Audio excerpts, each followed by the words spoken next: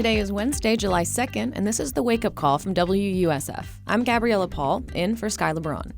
He's got the sniffles, and I'm not even lying this time. Today, you'll get some hurricane advice from a weather expert, plus get some ways to get out of the house tonight. But first, here's news you might have missed.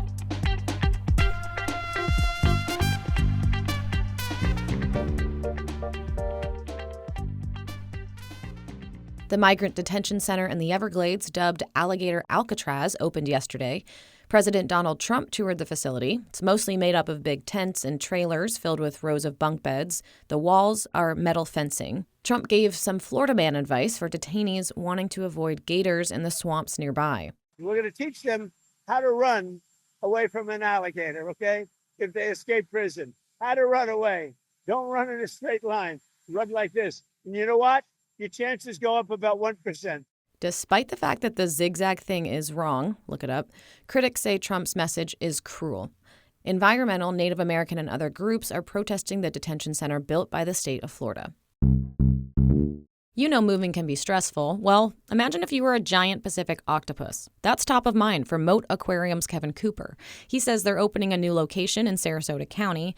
It's also going to serve as a temporary home for all its marine animals while the original site undergoes renovations.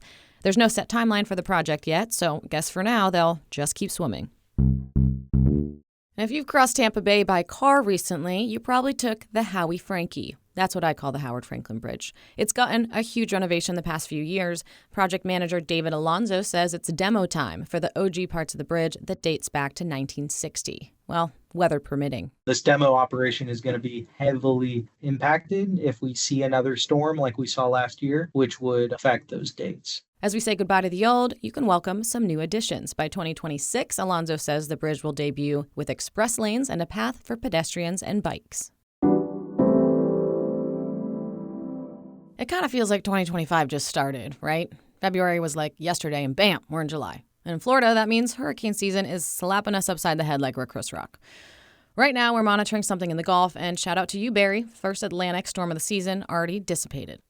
A couple weeks back, WUSF hosted a jazz concert/hurricane preparedness mashup at the Firehouse Cultural Center in Ruskin. There, WUSF News Director Mary Shedden chatted with Megan Borowski with the Florida Public Radio Emergency Network. I wanted to share a couple highlights. First off, Megan shut down the idea that early storm predictions should make you feel comfortable.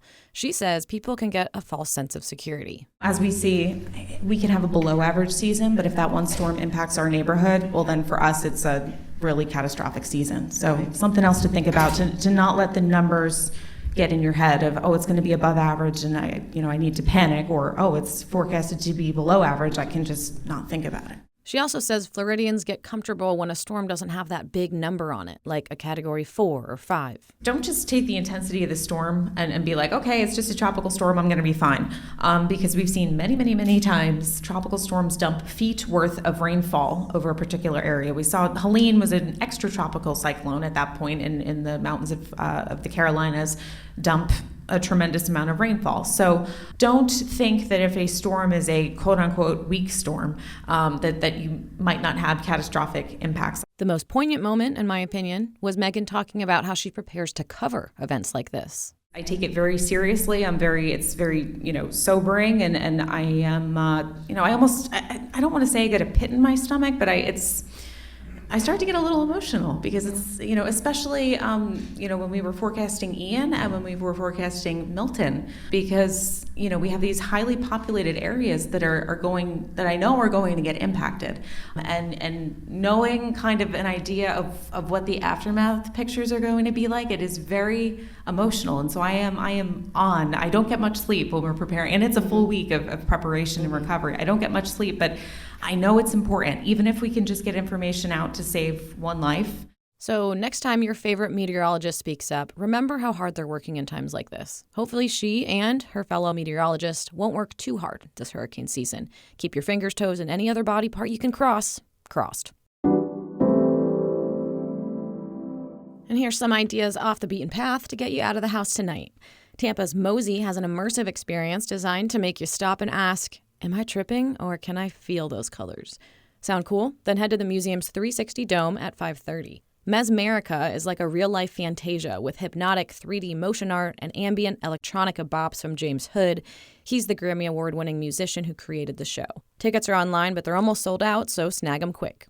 And if that's not your vibe, maybe a card fight is. There's a ton of trading card game tournaments at Sunshine Games in Tampa tonight and most nights. Just make sure you know which ones you're walking into.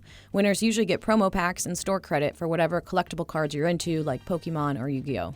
And leading up to the 4th, you can check out a dynamite list of events at WUSF.org. Seriously, from Tarpon Springs to Bradenton, there's something for you. Here's one you might not have heard of. Downtown Dunedin has a golf cart parade, live music, a movie on the lawn, and fireworks to celebrate America. It's free, and there's some free parking, too.